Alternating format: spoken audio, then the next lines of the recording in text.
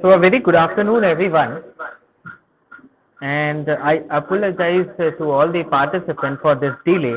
There was a little bit of technical glitch from my side only. So thank you for having your patience.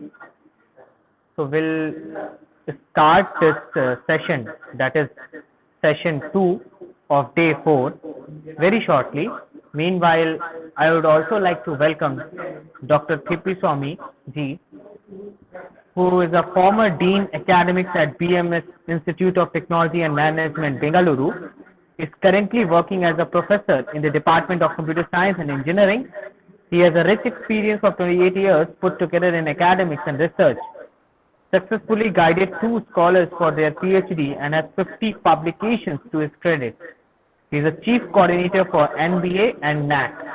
He is also the co-principal investigator for DST RSB, a sponsored international collaborative research project with Moscow State University, Moscow, Russia, for mathematical models and morphological analysis-based algorithms for image comparison and classification in computer vision systems during 2017 and 19, and also for spatial modeling of human faces for real-time analysis and classification during 2009 and 11. He is also the member Research Review Committee, nominee, faculty selection panel, and member Board of Studies, CSE, ISE, AIML, VTU.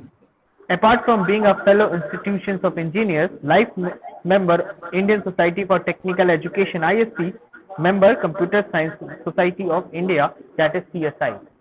So it's indeed our pleasure to have you as a guest speaker for this 5-day faculty development program on outcome-based education and NBA accreditation. You will be talking about the criteria 5. So now I hand over this platform to you, and also apologize for this delay. You have all 90 minutes with you. Now it's up to you, sir.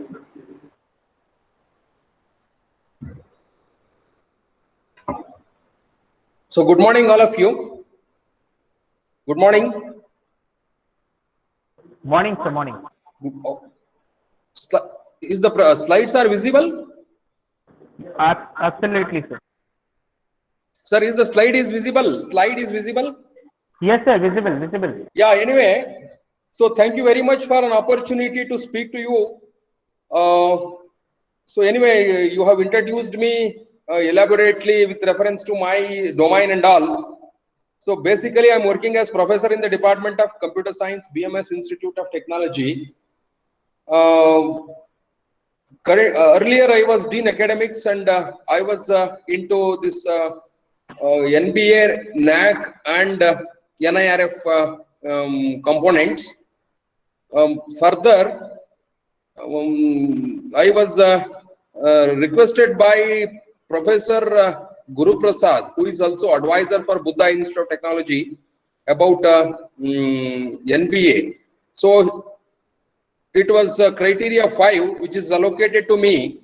Criteria 5, we are well aware that it is faculty information and contributions. Important point with reference to criteria 5, it is most important criteria. The reason is weightage is 200 marks out of 1000, 200 marks for faculty information and contributions. Point number 1. Point number 2, minimum marks in this particular criteria is also most important, because in any other criteria there is no such minimum cutoff. Here it is, to go for accreditation or to get accreditation, minimum 40% of the marks should be scored here. So with this, this is what the presentation for today. Anyway, I cannot go directly towards what is criteria 5, etc. Before that, we are going to understand what is accreditation, NBA, and faculty guidelines for 5 minutes. Immediately after this, we go with the criteria 5, followed by conclusion. So, what is accreditation? We are well aware. So nowadays, accreditation is buzzword, and there are two categories of accreditation. One is institution level accreditation. The other one is program level accreditation. Accreditation, it is a process of quality assurance and improvement, whereby a program in an approved institution is critically appraised to verify the program continues to meet the norms and standards prescribed by the regulator from time to time. It is a kind of recognition which indicates that a program fulfills the desired standards. So, because friends, we are well aware, in India, higher education is very complex. There are deemed universities, institutions of national importance, autonomous institutions, affiliated institutions, private universities, government colleges. There are many complex issues.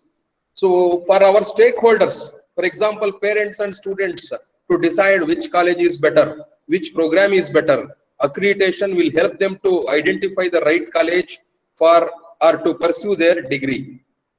So followed by this, what is not the purpose of accreditation? Accreditation is not to find faults with any institution, but to assess the status, current status of the institution. And also, it is not to denigrate the working style of the institution. It is not to demarcate the boundaries of quality. It is not to select only institutions of national excellence, but also to provide benchmarks of excellence and identification of good practices. So it is, accreditation is fact-finding process. It is not fault-finding process. So this is, we are well aware. And also, about NBA, starting the year 1994, under the section 10U of AICTE Act, India became autonomous.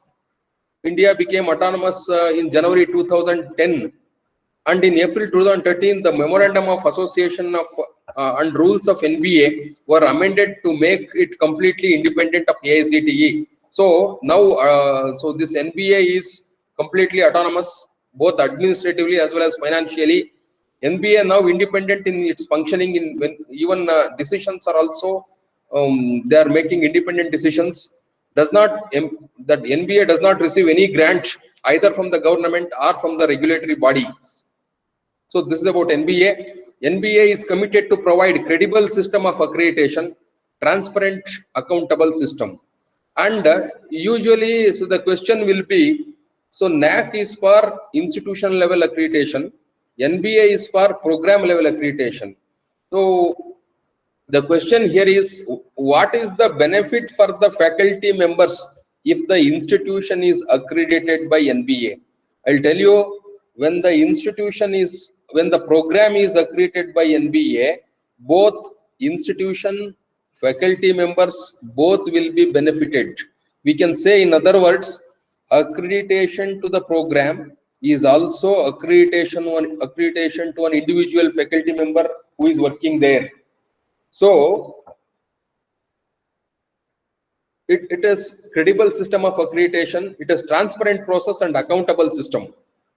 So during the 2.5 day visit, the team will be discussing with the various stakeholders, and so usually the team will be discussing with the head of the institution, management, faculty members, alumni members, students, and employers.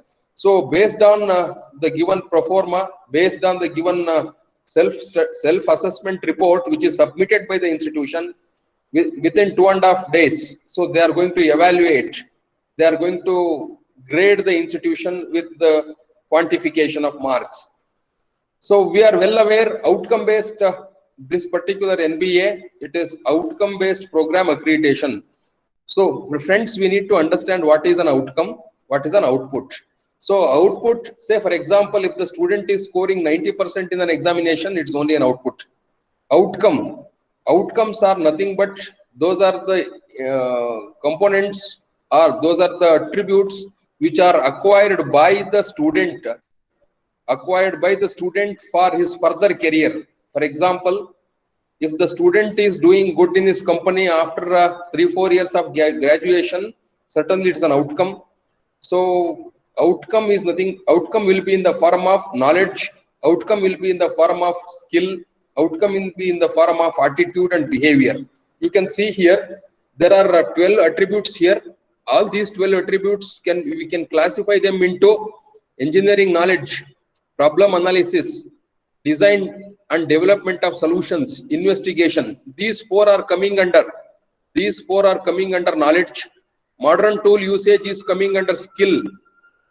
Engineer and society, it is coming under engineer and society. Certainly with the right attitude, engineer can solve the problems of society. Environment and sustainability, again it is with the right attitude. By using the knowledge and skill, engineer can make this environment more sustainable.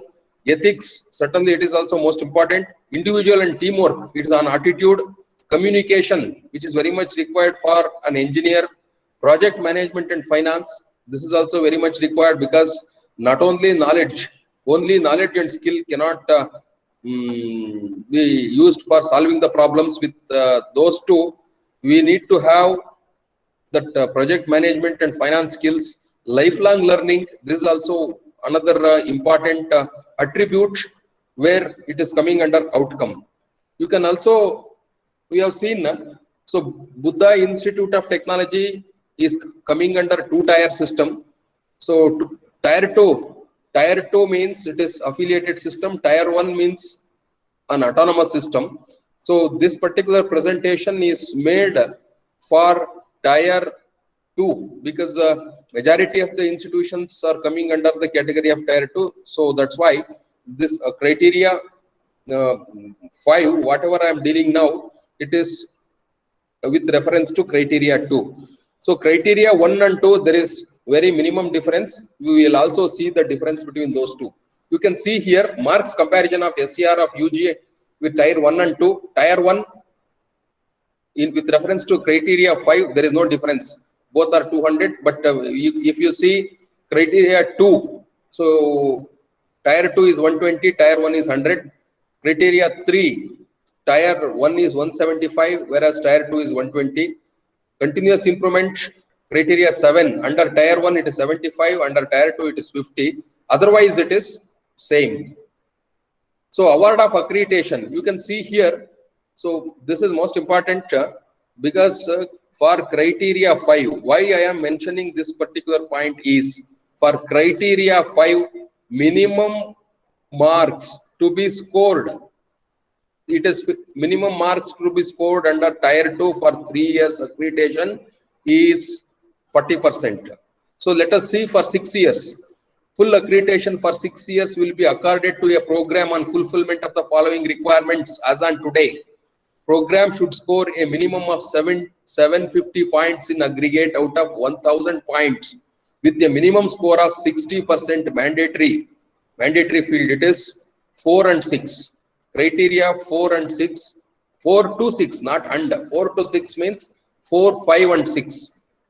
Number of available PhD in the department should be greater than or equal to 30% of the required number of the faculty. And admissions in the UG program under consideration should be more than or equal to 75% at the overall institution level, and should be equal to 50% in the program or department level, program level. So, and further, faculty student ratio is most important. In the department should be less than or equal to 1:20 for 6 years. At least 2 professors and 1 professor, at least 2 professors or 1 professor and 1 associate professor with PhD degree should be available in the respective department for 2 academic years. Current academic year and current academic year -1. It is not assessment here, current academic year and year -1. Head of the program under consideration must be with PhD. These are the requirements for 6 years accreditation. We can also see for 3 years program should, for 3 years of accreditation under tier 2 for UG program should score minimum of 600 marks or 600 points with at least 40% marks in criteria 5, which is faculty information and contributions. So that's what we are dealing now with reference to other criteria. The admissions in the UG program under the consideration should be more than or equal to 50%, including lateral entry. Lateral entry students averaged over 3 academic years. At least one professor or one associate professor on the regular basis with PhD degree must be available in the respective department for 2 academic years. That is current academic year and its previous -1. So no accreditation of the program. If the program scores less than 600 marks or less than 40 marks in the faculty in this particular criteria, or fails to meet the criteria for award of accreditation for 3 years, the program will not be considered for accreditation. The theme of this is for 3 years accreditation under tier 2, 600 marks must be there, and also 40% in criteria 5 is mandatory. Criteria 5 is for 200 marks. Out of 200 marks, so the program should get 80 marks to get the accreditation for 3 years. So another important factor is student faculty ratio. It is 1:25, and number of PhD available in the department should be greater than or equal to 10% of the required number of faculty. 10% means total number of faculty is the base here. So guidelines for faculty, because so why I am mentioning this particular point is we are dealing with the criteria 5. It is faculty contributions. Since it is coming under strongly associated with faculty, so guidelines for faculty, the faculty will be counted in the respective year. If the faculty has joined before 31st of August of the same year and continued till the 30th of the April of subsequent year, then only you will be counted for that particular academic year. All the faculty, whether regular or contractual, will be considered except part-time. The contractual faculty who have taught for 2 consecutive semesters in the corresponding academic year on full-time basis shall be considered for the purpose of calculation in the faculty-student ratio. However, following will be ensured in the case of contractual faculty. Number 1, so shall have the AICTE prescribed contractual faculty shall have the AICTE prescribed qualifications and experience, shall be appointed on full-time basis and work for consecutive 2 semesters during the academic year under consideration. 2 consecutive semesters is most important. Should have gone through an appropriate process of selection, and the records of the same shall be made available during the visit. So this is about regular faculty, requirements of regular faculty and requirements of contractual faculty. The available and the required number of PhD in the department would be calculated on the average basis for the previous 2 academic years. The available and required number of PhD in the department shall be truncated to, if you say for example, if it is 2.2, then it will be considered as 2 only. The available and required number of PhD in the department shall be truncated to its nearest lower integer. If a member of regular or contractual faculty is designated as lecturer, even though holding MTech degree, then the same will not be counted for against the faculty requirements. So this point is most important. Sometimes some institutions, if they give the designation, if the faculty is designated as lecturer, will not be counted even though the candidate has MTech degree. Means to say assistant professor designation is important. In the disciplines like MBA or PGDM or specialized areas like biotechnology, all the qualifications and relevant purposeful to those disciplines need to be considered in addition to the MTech, MBA, PGDM degrees. Anyway, this is for PG. There is no age limit to the consideration for the emeritus faculty. So there was usual questions will be there whether it is 65 or 66 or 70, etc. There is no age limit to the consideration for the emeritus faculty as long as they are physically fit to take the classes and engage with students and are employed on full-time basis. Academic year is supposed to be considered from July to June. So July 1st to June 30th of next year, that is academic year. So if the self-assessment report, again, further is if the self-assessment report is submitted before 30th, then CAY shall be previous academic year. And if the SCR is submitted later, then CAY will be next year. So CAY, current academic year, -1, -2. These are the abbreviations which are supposed to be used now. So now we are entering into criteria 5. Faculty information.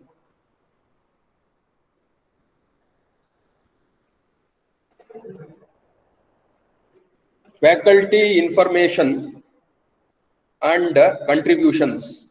So name of the faculty member. So you can see here faculty information and contributions. It is for 200 marks. This is criteria 5. So this particular table must be, this particular sheet, hard copy must be available during the visit. When they visit to the department or the program under evaluation, these details must be submitted to the evaluator. Name of the faculty member, degree, highest degree, university, year of attaining higher qualification, association with the institution, designation, date on which designated as professor or associate professor, date of joining the institution, department, specialization, research paper publication, PhD guidance, faculty receiving PhD during the assessment years. So currently associated, whether the faculty is currently associated or not, nature of association. So this is what is required under first point. This is under this faculty information and contribution. This belongs to faculty information, not to the contribution. So please remember there are two parts in this particular criteria. First part is faculty information, second part is contribution. Contribution with reference to research, contribution with reference to consultancy, contribution with respect to teaching learning process. All these things will be included under this criteria. This is sample copy here. So this has been from one of the previous programs. So name. So name, PAN number, university degree, date of receiving degree, area of specialization, research paper publications, PhD guidance, faculty receiving PhD during the assessment year, how many, and current designation. So current designation, whether it is professor or associate professor, date of designation, initial date of joining to the institution, association type, whether it is regular or part-time, at present working with the institution, yes or no. In case of no, date of leaving, is HOD, yes or no. So that this is what the information. Sample copy has been enclosed here for better clarity. So files required.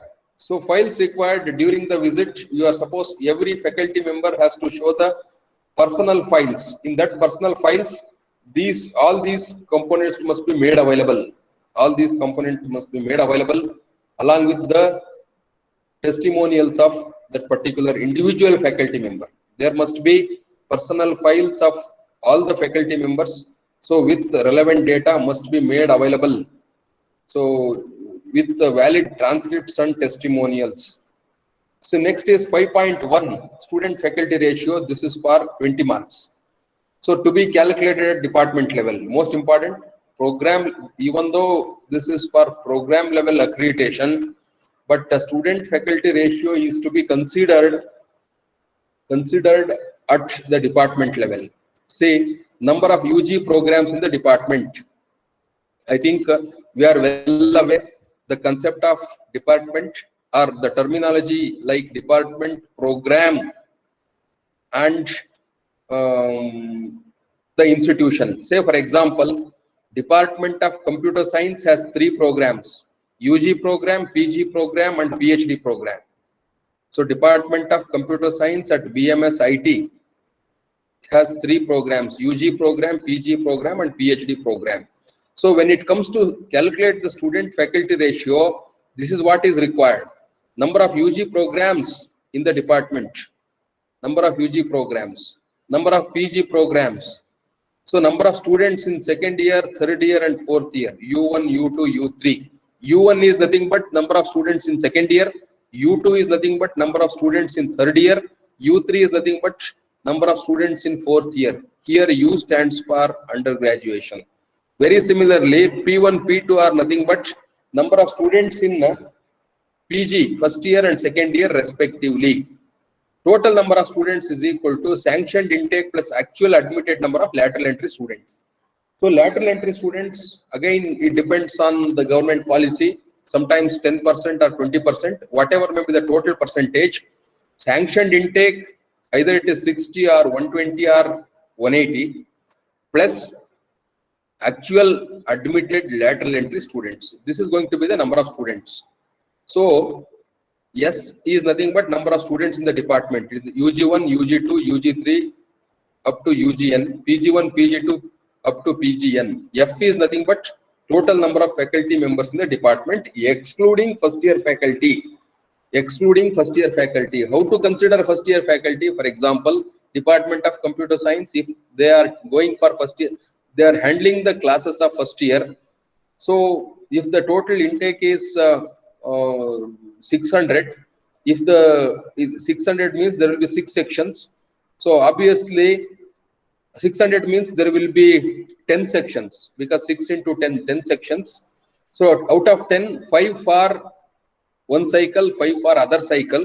So with this fractional workload, we need to exclude the number of faculty members for first year. Then we left with this F in the denominator, in the numerator, number of students. This is going to be the student faculty ratio. Example. So this is what it's been given here. You can see the example here. Again, this is from one of the self-assessment reports which was submitted to the NBA. So number of UG programs, for example, in our own department, number of UG program is 1. And if you see here, second year, third year, fourth year, number of sanctioned intake is 300, 300, and 300. Actual admitted number of lateral entry students 30, 56, 60. So this is what the students in the year 1920, 1819, very similarly for 1718. So for PG programs, number of programs is 1, first year 36, second year 36. This is for 3 years. With this, you can also see here, finally, average SFR is 17.66. How they are getting it? Number of students is 1,118. And you can see here, 1,078 in 1819, 1,011 in 1718. So total, if you consider student faculty ratio for the year 1920 will be 18.95. For the year 1819 will be 17.97. For the year 1718 will be 16.05. Average SFR, average of these three is going to be average SFR. It is 17.66. Total number of faculty members in the department excluding F is nothing but we need to exclude first year faculty members. So this is about the student faculty or student. This is about student faculty ratio. I hope you are with me. Hello. Hello. Yes. Yes. Please continue, sir. Sir, am I reaching? Am I audible? Any disturbance?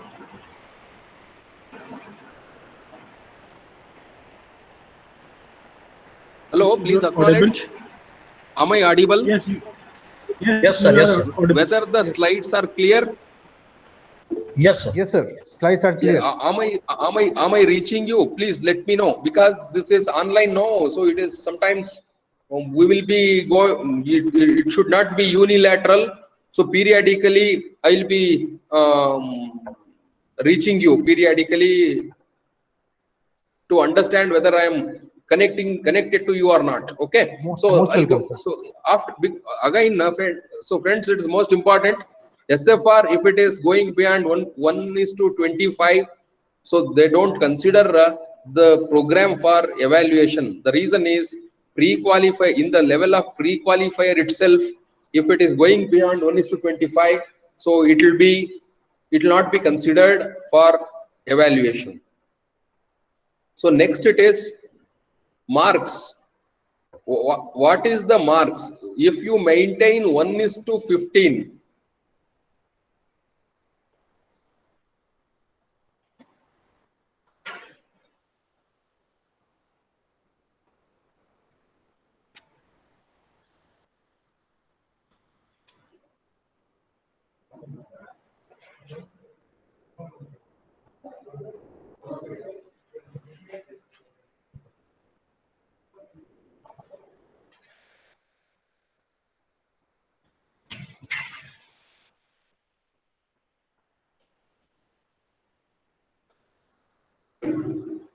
sorry, there was a disturbance. Anyway, so we were discussing about student faculty ratio.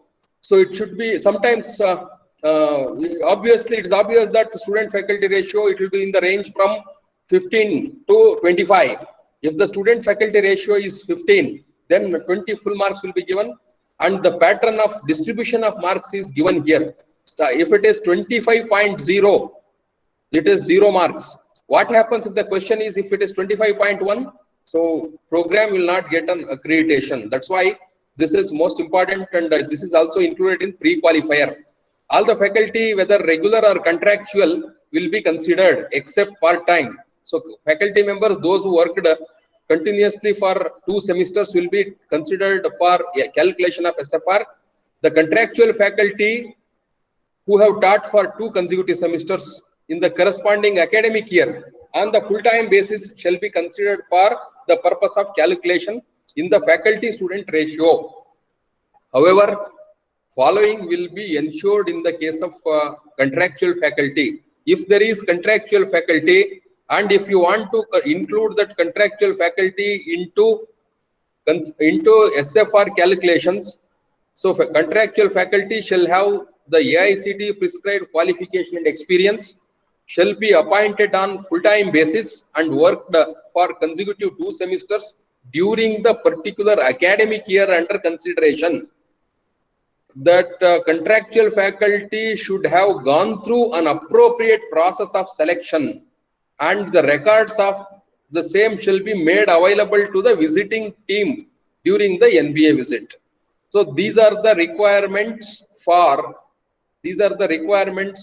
calculation of SFR and inclusion of contractual faculty. So I'll go to the next point. This is 5.1.1. Provide the information about regular and contractual faculty. This is what the pro forma, which is under table 5.1.1. So here, provide the information about regular and contractual faculty as per the format for the year 1920. So you can see this is sample. 59. There are no contractual faculty. 60 in the department. No contractual faculty. For the 17-18, 63 faculty members, no contractual faculty. So here you can see here, average SFR for 3 years is 17.66. Marks is 16.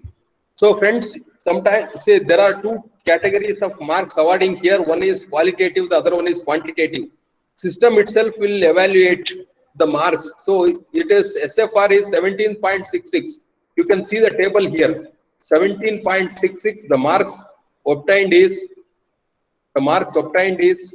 assessment SFR is 16.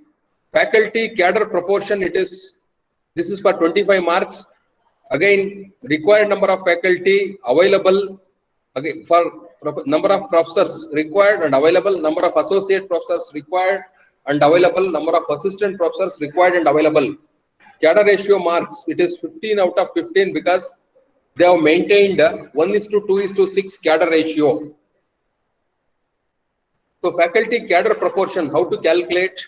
So number F1 is number of professors required, 1/9 into number of faculty required.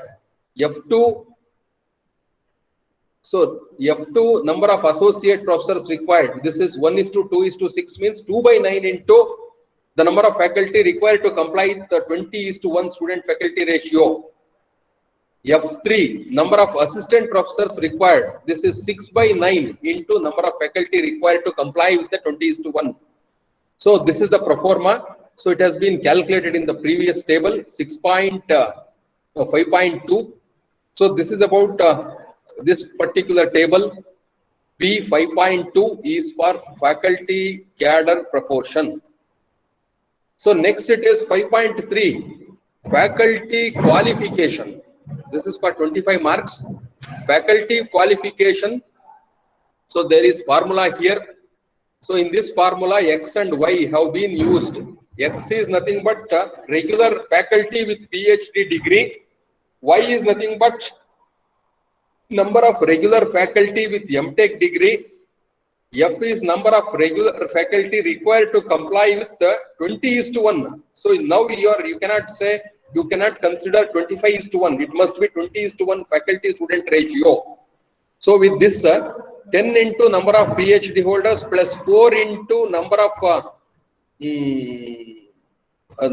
10 into number of professors, regular faculty with PhD, not necessarily professors. Please understand, it is X is nothing but number of regular faculty with PhD.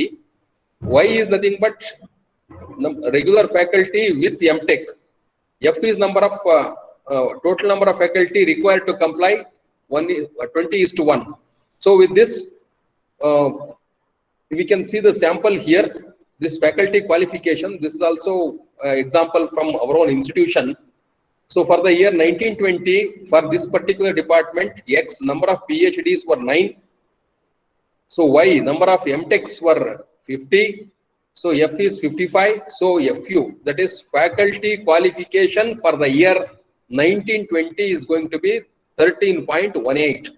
Very similarly for 1819 and 1718 also. Average assessment is 14.2, 14.12. 14.12 for the total marks of 25. For 25 marks, only 14 marks is awarded. 5.4 is faculty retention. This is another important point, or this is another important parameter to evaluate the level of the program. If the faculty retention is good, obviously students are getting better justice. If there is highest amount of faculty attrition is happening in the department and the program, obviously the students will not be getting the justification. With this particular principle, faculty retention, if the retention is good, full 25 marks is given.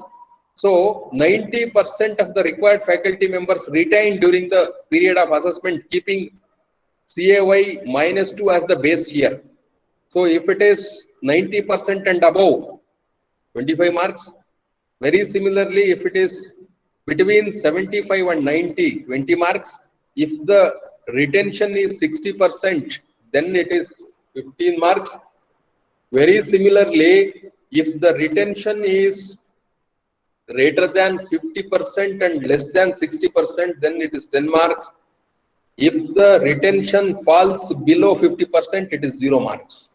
So this is also another important factor, because as the fact, it clearly indicates, this is an indicator whether the institution leadership is taking care of faculty members to the better extent or not. So this particular key point, this particular key parameter gives the clear picture about the department.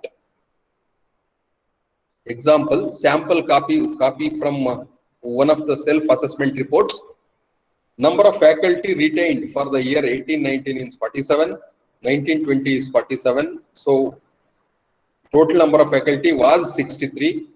It is 75%. Hence, it is 20 marks. So 20. If it is, since it is 70 percentage is 75, so marks is 20. It is system generated marks. So based on this, it is marks is 20.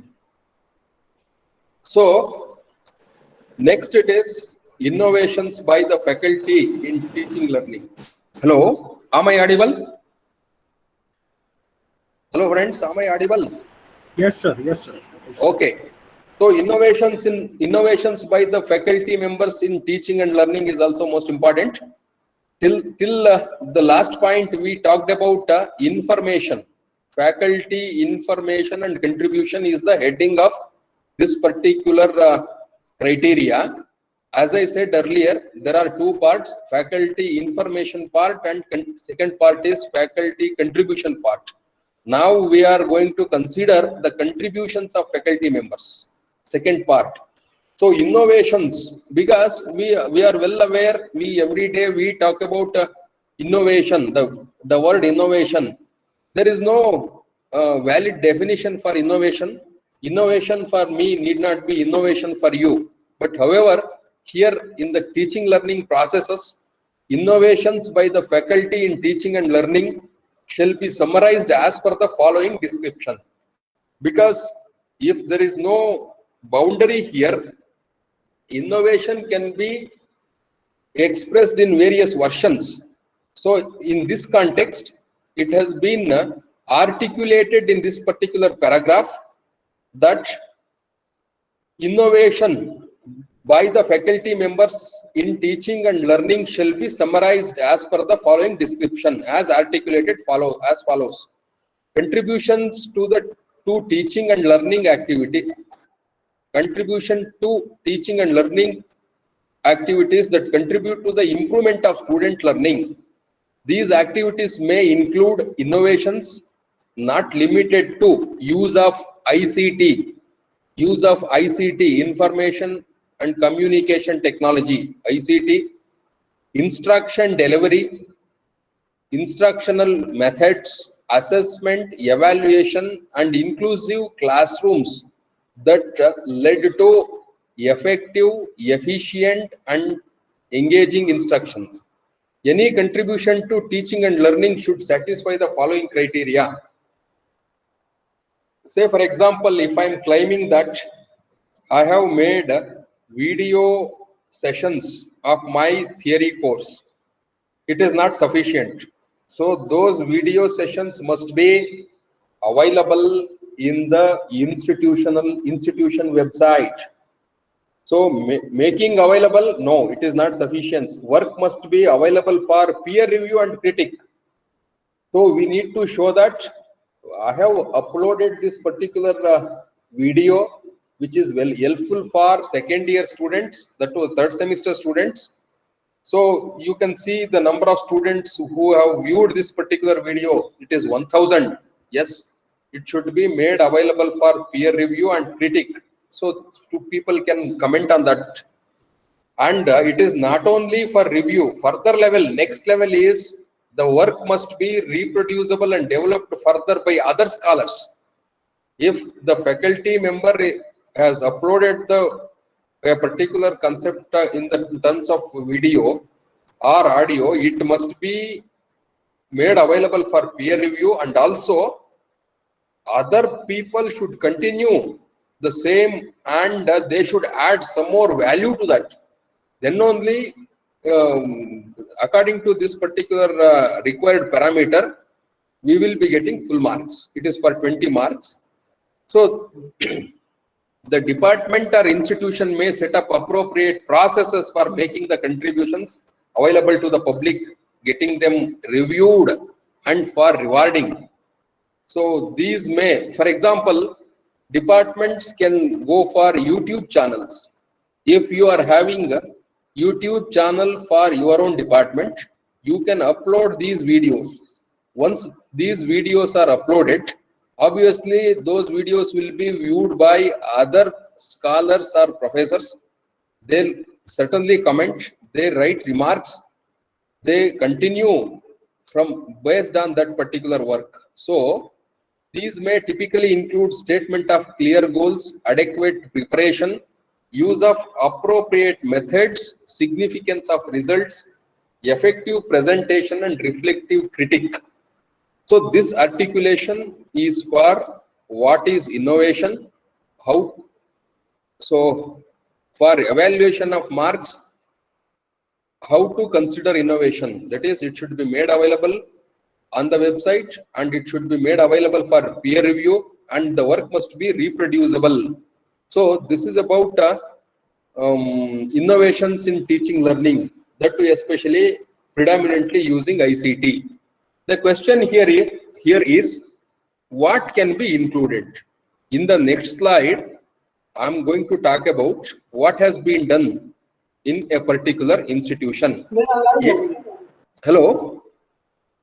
Hello, am I audible? Hello, am I audible? Yes, sir. Yes, sir. Okay. In the next slide, I'm going to talk about in ABC Institute of Technology in the program XYZ. So these are the innovations made by the faculty members in teaching and learning. So this is a summary. Number one, PPT and videos. In these two cases, ICT has been used. Institution is provided with digital learning center to teach the programming courses or massive open online courses. It has been told also you can also include YouTube channels in the department, Google Classrooms in the department. Group discussions and debate is conducted for the students to improve the communication skills and related to the subject in the class. Guest lectures are provided on the topics. Class end quiz is conducted. Class end quiz, it is also innovation. Enable students to use software engineering tools like Rational Rose by providing demo. After a subject is being taught in a class, next day students are supposed to prepare for current technology regarding subject and speak about the same for 10 minutes. Students learn about subject through experience of solving open-ended problems. So we are in affiliated status. So in an affiliated institution, usually you can, so the questions will be, whether it is laboratory questions or project. So rubrics will be given by university. In laboratory, there will be some 10 to 15 experiments. So those 10 to 15 experiments are at a very low level of Bloom's. To go for higher level Bloom's, we are well aware, Bloom's level, read, understand, apply, design, innovate and create. There are various levels. So higher level, to attain higher level Bloom's taxonomy, so open-ended experiments, inclusion of open-ended experiments or societal problems into the practical sessions is also innovation. Questions posted by the teacher and discussions are done by club of students, that is also innovation. Students make a club. Blended learning. Blended learning means, say for example, you are teaching software engineering, so a course software engineering to the students of 4th semester. What happens? Being a teacher who is theoretically teaching this particular course, so may not be, sometimes for some topics I may not be effective.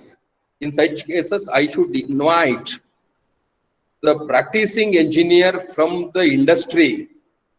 Let him teach this software engineering for some 12 to 15 sessions or 12 to 15 hours. So then it is going to be a blended learning. So that is, industry practitioner will come to the institution to teach the students to the, because industry experience and theoretical teaching, these two are very much different. In such cases, blended learning is also innovation. Very similar to this practice-based learning. Again, project-based learning, PBL. So this is also innovation. Make the students to carry out projects, small project on the course what they have learned. And also create Google Classroom, give assignments, evaluate and communicate the marks. So close the loop. This is also coming under Google Classroom. That is also innovation. Coding club, very similarly. So you can, by using ICT, many things can be done. So these are coming under innovations category. So friends, this is just small examples here. Anything you do differently, which contributes towards better learning experience of the students, that is going to be an innovation. Next, it is 5.6. 5.6, it is faculty as participants in FDPs, FDP and STTPs. So here, this is the template given in the table of criteria 5. It is 5.6, table B.5.6.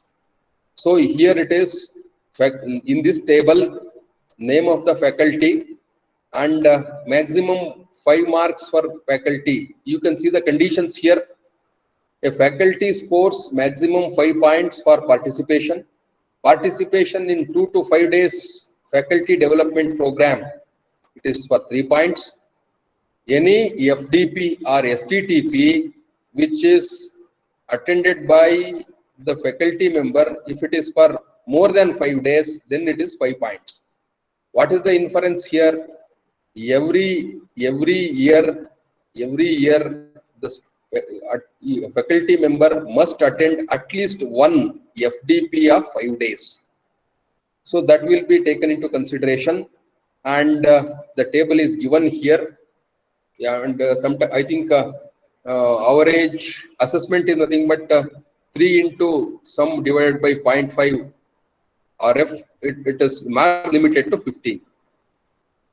So you can see here, this is from this is the sample example here. Names have been erased. For the year 18-19, first faculty member attended 2-3 workshops, FDPs of all with more than 5 days, but only 5 marks have been considered. This clearly indicates the last one, the last faculty member starting from RAJ has attended at least one FDP in the year 18-19 and 17-18, but not in 16-17. That's why it is 0. And also you can observe fourth row there also for the year 16-17 it is 0, means he has not attended any of the FDPs. So this is what and usually everyone will be getting 15. Every program will get, it is easy to get 15 marks under this 5.6. Most important subcomponent of criteria 5. Usually everywhere it is deficiency, research and development. Because usually undergraduate institutions are focusing more on teaching learning. Sometimes some faculty members will be into research and development also. But according to the requirements of NBA, even in undergraduate institutions also, it is very much mandatory for the faculty members to involve in research and development activities. So you can see this research and development component under this criteria 5, faculty information and contributions. Research and development, this faculty must contribute in the form of research and development. This is for 30 marks. You can see the subsection here, 5.7.1, academic research.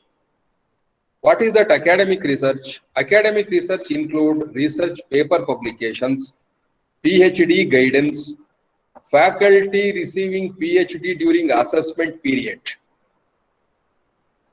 Again, under this academic research, number of quality publications in refereed SCI journals, citations, books, book chapters, etc.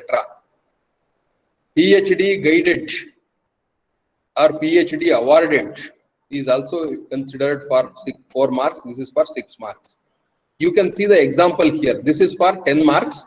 In this 10 marks, publication 6 and PhD guidance 4. You can see the example here. For the year 5.7.1 academic research, this is for 10 marks. You can see this particular table here. For the academic year 18-19, international journals published by that particular program or the department is 50. International conference is 15. Total number of publications 65. Very similarly, the data is given for 17-18 and 16-17 also. So that is not important. General publications is not important. Most important is the second column, second row, which is there at the bottom. Number of publications in Scopus bar SCI index journals and conferences. For the year 18-19, total Scopus SCI index publications is 35 and 17-18 it is 24. So second component is most important. When they visit the department during inspection, the peer committee will look at the indexed publications, H index of each and every faculty member, and the quality of publications made by the department is also most important. This is academic research for 10 marks.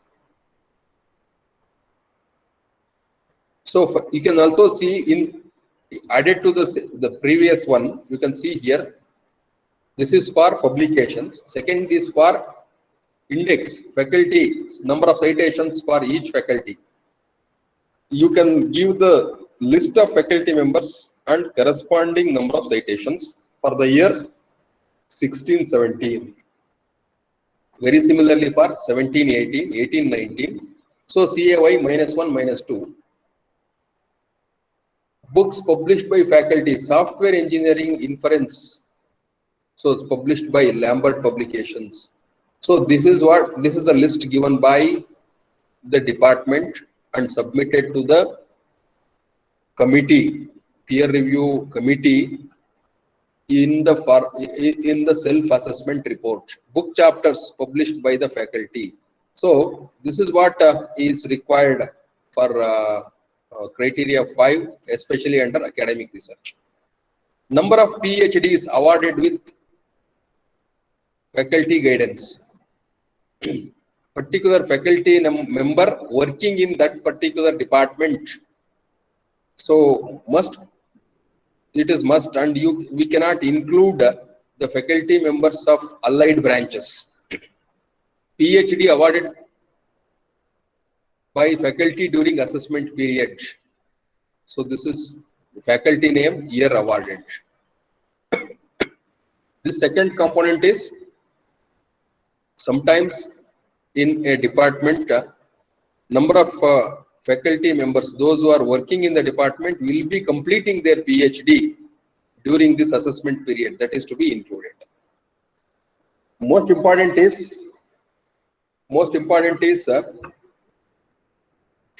patents. Patents reflects quality of research at the institution. We are well aware research in the form. Research can be indicated at 3 levels: publications, projects, products, and patents. Publications, again, there are various levels. Very tough to evaluate publications because nowadays even Scopus Index publications are also available in paid version, and for the same reason SCI Index publications plays major role during this particular process of evaluation. Above this, if the department is having, if the faculty members of the department have filed the patents, if the patents are available in their name, then it adds value to the total evaluation process. So next it is 5.7.2 sponsored research, 5 marks. So it is for 5 marks, because usually in an undergraduate institution, availability of sponsored research is very minimum. That's why it is for 5 marks. If the funding amount is more than 20 lakhs, it is for 5 marks. If you have a project with the funding amount ranges from 16 to 20 lakhs, then it is 4 marks. If you have project from one of the funding agencies, and if it is from 12 to 16 lakhs, then it is 3 marks. If you have funded project between 8 lakhs to 12 lakhs, it is 2 marks. If you have funded project which is between 4 lakhs to 8 lakhs, then it is 1 mark. If you have project with less than 4 lakhs, it is of no value. So it is exhibited in the form of, say for example, project title, duration 3 years, funding agency, amount. So this amount, again, it is very much required for calculation of marks. Very similar, this is for 18-19, this is for 17-18. So various funding agencies, DST, AICTE, UGC, AICTE, etc. Again, 5.7.3, developmental activities in each department. So we need to provide the details of product development. So product development, so because I'm addressing the students of all the departments, product development in IT related branches is easy. Suppose if the students develop the website, or if the faculty are involved in the development of website, that is also product development. If they are involving in development of portals, if they are involving in ERP solution, say for example, if the feedback process, if it is automated, that is also product. That is, product development in IT related branches is easy. Maybe it is bit difficult in core engineering branches. So so again here, this is for 10 marks, product development, research laboratories. The 10 marks not only include product development, research laboratories. If the department is having an exclusive research laboratory with the appropriate state-of-the-art hardware and emerging softwares, so then that particular laboratory will be considered research laboratory. Most importantly, students must be working in that particular lab. Logbook must be shown, and also procurement details, whether hardware and software and other procurement details must be shown. Instructional material, development of instructional materials is also taken into consideration. Laboratory manuals, laboratory primers, etc. Working models, charts, monograms, they are also taken into consideration for developmental activities. So I'll tell you, product development, sometimes if it is difficult, obviously research laboratories are, it is possible. Instructional materials, working models, these must be exhibited during the visit. Consultancy, again this consultancy, this is only for 5 marks. Consultancy amount, so if it is above 10 lakhs, it is 5 marks. Very similarly, the pattern of distribution is shown here. If it is 8 to 10 lakhs, 4 marks. If it is 6 to 8 lakhs, 3 marks. If it is 4 to 6 lakhs, 2 marks. If it is 2 to 4 lakhs, 1 mark. If it is less than 2 lakhs, 0 marks. Because consultancy now it is easy for both core and IT related branches. Core branches, civil, mechanical and electrical engineering. IT related branches, computer science, information science, electronics can also get the consultancy from industry. 5.8, most important, faculty performance appraisal. Faculty performance appraisal, because every year faculty performance must be measured and appraised and measured, and for that there must be a policy, there must be a process, there must be a procedure. Say for example, every year faculty member is getting increment, so based on the performance appraisal. In such cases, faculty contribution with reference to academics, faculty's contribution to the research, faculty contribution to other developmental activities must be taken into consideration. There must be a process which is available under those three headings. So what this says is, faculty members of higher education institutions today have to perform variety of tasks pertaining to diverse roles. In addition to the regular teaching learning, faculty members need to innovate and conduct research for their self-renewal, keep abreast with the changes in technology, and development expertise for effective implementation of curricula. Curriculum development is most important. They are also expected to provide services to the industry and community for understanding and contributing to the solution of real-life problems in industry. So there must be a system with right policies. So a system with right policies must be exhibited to the committee during the visit. So most important is, sometimes there will be a system but loop closure. So what happens if the performance is not good for a particular faculty member? That must also be shown. If the faculty member is doing excellent, award, so correspond a suitable award or suitably such faculty must be awarded. That is both counseling as well as awarding concept, both must be there in this particular process. Faculty performance, again, another role relates to the shouldering of administrative responsibilities. It is not only, this clearly indicates the role of teachers is very much diversified roles. One is teaching, the other one is learning, because nowadays students are Z generation students. To meet the requirements of such students, teachers has to learn teaching, learning, followed by research, followed by product development, followed by administrative responsibilities. Another role relates to the shouldering of administrative responsibilities and cooperation with other faculty, head of the departments and head of the institution. That is, contribution of faculty member to the department and also to the institution. Both must be considered. An effective 30 performance appraisal must be made available. So last component in this criteria 5 is visiting adjunct faculty, emeritus faculty, which carries 10 marks. Adjunct faculty also include industry experts.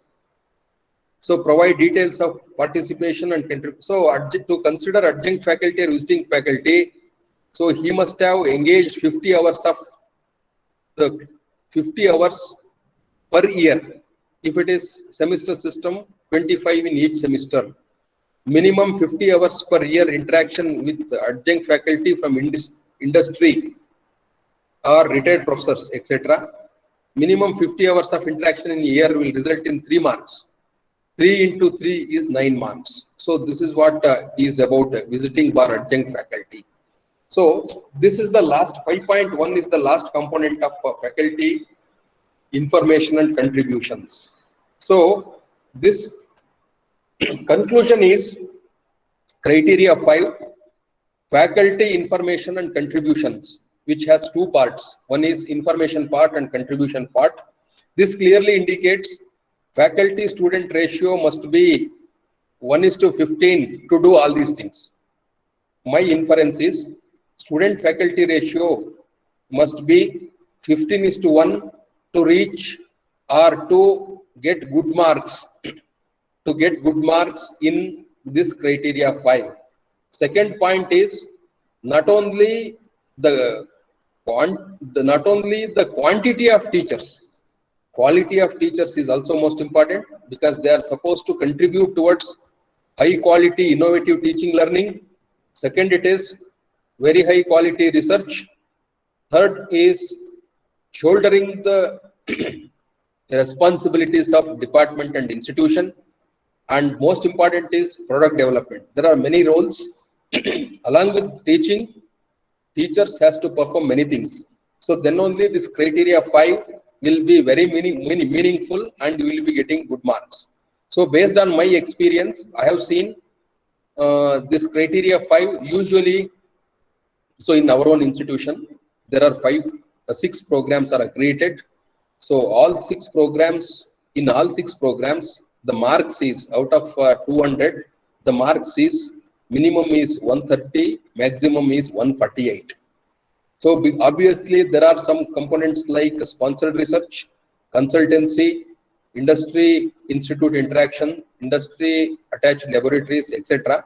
So product development, in such cases we are going to lose the marks, or otherwise.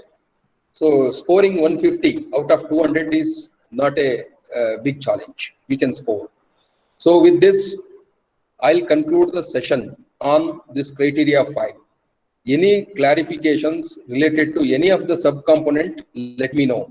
So thank you very much. So now the session is open for discussion.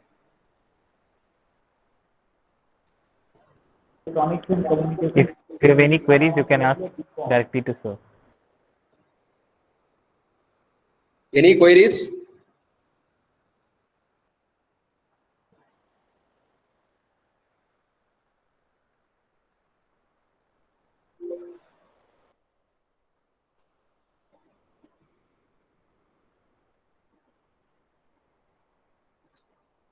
Any queries related to criteria 5, which is a most important and mandatory criteria? Minimum marks to be scored for consideration is, it is 40%, but we can score better marks also. Hello, sir. Hello. Hello, sir. Sir, I have a question. Please, sir. Please, sir. If a faculty is going for some entrepreneurship program Okay. within the college, Okay. how where will you put that? That Exactly, sir. It depends on the institutional policy. Okay. Sometimes what happens, no, a department that itself conduct some 4 to 5 FDPs. Faculty members in the same department will be enrolled and they'll be showing the same. But we have made, in our institution, we have made the policy, at least faculty members must participate in FDPs of outside the institution. Outside the institution. Because in NBA document, it has not been mentioned that it must be outside the institution. What happens, say, for example, there are 3 levels here. One is attending the FDP well within the department. Second, it is attending the FDP well within the institution, other departments. Third is attending the FDP nearest colleges, 10 kilometers, 5 kilometers of radius. Now, next is attending the FDPs anywhere in the state. And most important is attending the FDPs at higher level institutions. But another policy we have made is a faculty member. It has been made mandatory that faculty members must attend the FDPs in an institution which is accredited by NBA, or which is accredited by NAC with A grade, or that particular institute must be IIT or NIT or institution of national importance. That particular policy has been made in our institution. Very similarly, at the level of institution, you can define the policies to make the faculty members learn better. Sometimes learning in our own department may not be effective.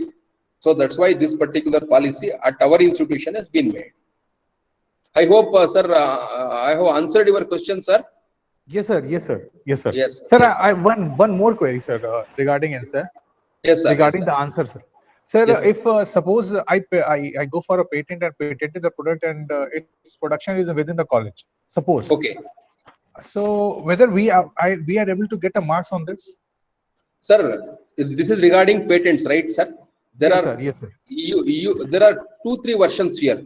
A faculty member of the department will be publishing or filing or registering the patents, anything is fine, because there are filing the patents. If the patent is published, certainly it will be getting the good marks with reference to that particular criteria 5. Sir, your question is how it will be evaluated, whether it is 1 or 2, like, is it the question, right, sir? Yes, sir. Thing is that if something has been done, how it will be evaluated within that criteria 5? Sir, it must, the patent, the work must be patented, means to say filing the patent, if the, and patent must be published. So then it will be considered for evaluation. If you see the rubrics, this is qualitative criteria. This is qualitative criteria. This will add value to, your total research work. This is not quantitative. For example, quantitative means if you consider or if you filed a patent, if the patent is published, obviously in an undergraduate program, if patents are published, means it is doing well. So it adds value, and the marks will be proportionally better in that particular component, sir. Thank you, sir. Thank you for enlightenment, sir. So online FDP will be counted, or online FDP, because this is during pandemic period. So online FDPs will be considered for online FDPs of this particular pandemic period will be considered for evaluations. Sir, I hope you addressed your queries, sir. Yes, sir. Sir, what is the safe value of SFR to qualify the pre-qualifier? Exactly, sir. Very good question here. So if you submit the pre-qualifier with the 25.1, if you submit the pre-qualifier with the 25.1, your request will be rejected, and your the program will not be qualified further. So the safe zone, the safe value is less than 25, sir. Better not to reach the boundary of 25 also. I think nowadays you might have seen earlier during 2016-17, when you submit the pre-qualifier, you may need we need to wait for some 2-3 weeks. Now it is different. If you submit the pre-qualifier today, you will be getting the response immediately. Means to say, it is completely automated. If the value of student-faculty ratio is exceeding 25, your pre-qualifier will be disqualified. Means you cannot submit, or you cannot go for further levels. Okay, sir. Thank you. Sir, I hope to have addressed your point, sir. Safe Yes, is yes, less, yes, not sir. to reach boundary of 25. Okay, sir. Thank you, sir. Right, sir. Thank you very much, And sir. sir, Any? and, Yes, sir. Please. Yes, and sir. sir, what Please, is sir. and sir, what is the time of the registration for the MBA? Is at the time of the pre-qualifier submission or before that? Sir, there are 3 levels. First point is registering by paying 1 lakh rupees. Register your institution for NBA. Followed by this, you write a mail to NBA for submission of pre-qualifiers, because now it is available in the portal. In the portal itself, you will be submitting online submission of pre-qualifiers. So within 2-3 days, you will get the response. If you are qualified, you can go for submission of self-assessment report well within 2 months. Thank you, sir. Thank you very much. So I hope I have addressed your queries, sir. Yes, sir. Thank you very much, sir. Thank you, sir. Thank you.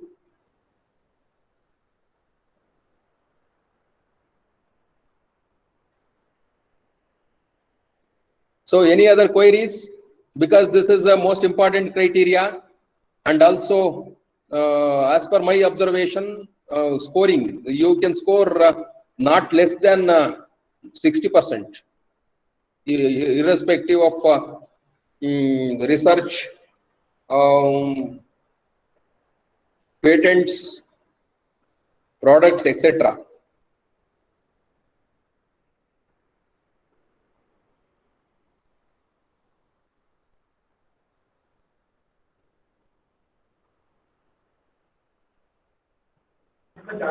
Okay, sir. Sir. Thank you.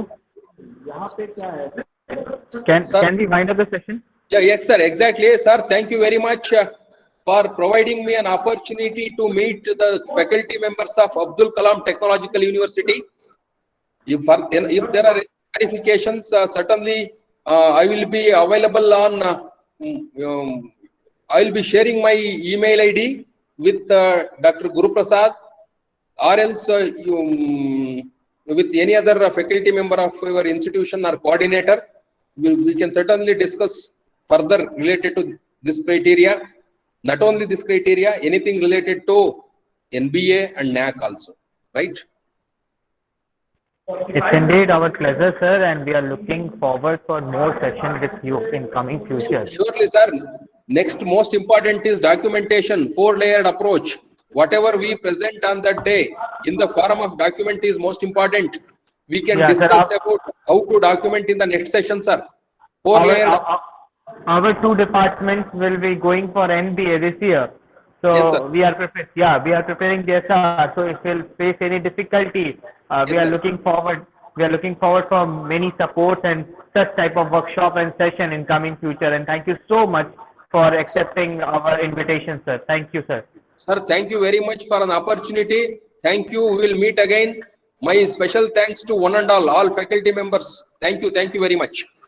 And once again, we'll meet at 2:30 p.m. with the next session of Dr. Neha Mittal. Thank you, thank you, everybody. Sir.